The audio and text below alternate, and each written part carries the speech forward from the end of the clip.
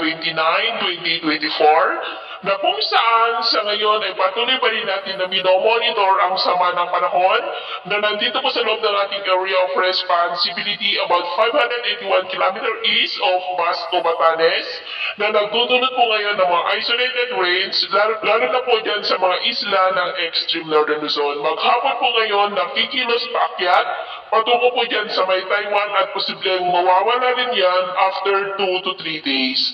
Ang dalawang LPA naman na nasa labas ng ating area of responsibility ay posibleng mawala rin sa susunod po ng mga araw.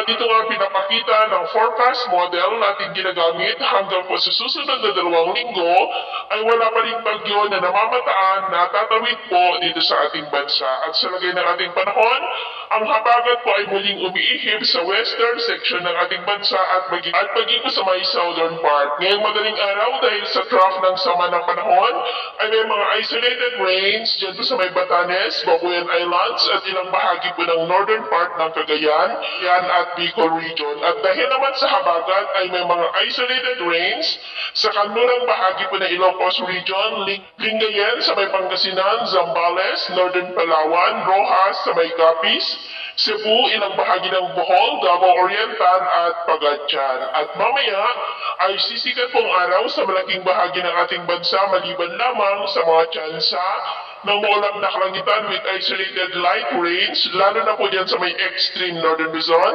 ilang bahagi po ng Ilocos Norte, Lingayen, Bicol, Northern Samar, Northern Leyte at Tagum. At mamayang hapon po, mas maraming lugar muli ang mas mataas ang tsansa ng maulap na kalangitan with isolated light to heavy rains sa malaking bahagi ng ating bansa. Kaya mag-ingat pa rin po tayo sa posibleng banta pa rin ng mga pagbaha at pagguho ng lupa. At sa atin naman po mga baybayin, wala naman po tayong nakataas na namang gale warning signals, pero ba yung pag-ingat lamang po kung papalaot tayo para po mas makaiwas sa mga sakot.